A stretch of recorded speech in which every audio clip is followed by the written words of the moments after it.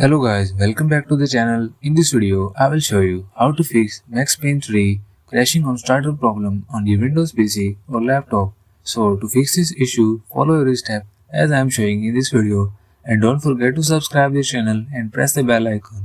Hope so, this will fix your problems.